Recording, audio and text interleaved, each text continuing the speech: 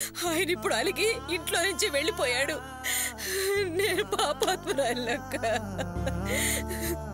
నేను అసలు వాసుని ఇంట్లోకి రానిచ్చినందుకే ఆయన కోపంతో వెళ్ళిపోయాడు. ఎంత బతివిలాడినా నాతో ఒక్క మాట కూడా మాట్లాడలేదు.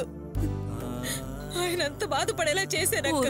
భాగ్యం, అసలు దీనంతటికి కారణం ఆ దుర్మార్గుడు వాసుయేనక్క. ఇటు ఈయన వెళ్ళాడు, అటు వాడు కనపడ్డం లేదు. ఇదంతా నా కర్మక్క. ఏమిటి భాగ్యం నువ్వనేది? వాసు కనపడ్డం లేదా? అవునక్క, నేను వాసు నిన్న గుడికి వెళ్ళాం. అనుకోకుండా అక్కడ రేవతి కలిసింది. వాడి మీద కోపంతో వాడి రకరకాల ప్రశ్నలు వేసింది. నేను కూడా బుద్ధి మార్చుకుని బతకరాని 4 మంచి మాటలు చెప్పాను. నా మాటలు వాడికి నచ్చక ఎక్కడికో వెళ్ళిపోయాడు. వీడి కోసం పాకులాడి నేనందరినీ దూరం చేసుకుని అనాథలా మిగిలాను. ఇప్పుడు వీడు కూడా వెళ్ళిపోయాడు. మనసు బాగకపోతే ధైర్యం చెప్పి 4 ఓదార్పు మాటలు చెప్పే మనిషే కరువైపోయాడు. నలుగురితో నవ్వుతూ తుళ్ళుతూ ఉండే ఈ ఇంట్లో నేను ఒంటరిగా మిగిలిపోయానక్క. దీనంతటికీ నేను చేసిన పాప పనులే కారణం. అందర్నీ బయటికి తరివేస్తే నన్ను నా పాపం ఒంటరిని చేసింది. నా దురాశకు తగ్గ శిక్ష ఆ దేవుడు వేశాడక్క.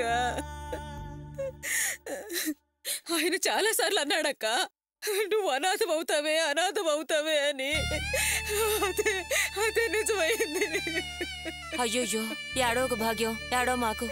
నీ తప్పు నువ్వు తెలుసుకున్నావు, అది చాలు. ఆ దేవుడు నిన్ను క్షమిస్తాడు. నువ్వేం దిగులు పడకు. వాసు వాళ్ళ మామగారింటికి ఏమైనా వెళ్ళాడేమో, ఓసారి చూడరాదు? లేదక్క, వాడక్కడికి వెళ్లే అవకాశమే లేదు. రేవతి వాడిని రానివ్వదు. కోపంతో వెళ్ళిన వాడు ఏమైనా అఘాయిత్యం చేసుకుంటాడేమోనని నాకు భయం వేస్తుందక్క. అయ్యయ్యో, అలా అనకు భాగ్యం. వాసు అలాంటి పని చేసేవాడు కాదు. పొద్దుటికల్లా వాడే వచ్చేస్తాడులే. రాలేదనుకో పోలీస్ కంప్లైంట్ ఇవ్వు. ముందు నువ్వు భోంచేయి లే. వద్దక్క, నాకు తినాలనిపించట్లేదు. కంచంలో చేయి పెట్టగానే ఆయనే కనిపిస్తున్నాడు. అన్నం సహించట్లేదక్క. సర్లే, కాసేపు కళ్ళు మూసుకుని పడుకో.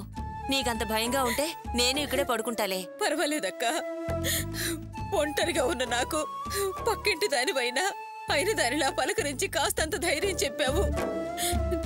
నేను పడుకుంటానులే అక్క. అంతా భగవంతుడి దయ. నా తల రాత ఎలా రాసిపెట్టుంటే అలా జరుగుతుంది. ఏదైనా అనుభవించి తీరాలి. చచ్చే ధైర్యం నాకు లేదు. నువ్వు వెళ్ళక్క. భాగ్యం, ఏడవకు, ధైర్యంగా ఉండు. సరే, నేను వెళ్ళొస్తాను. జాగ్రత్తగా ఉండు. నేను వస్తాను.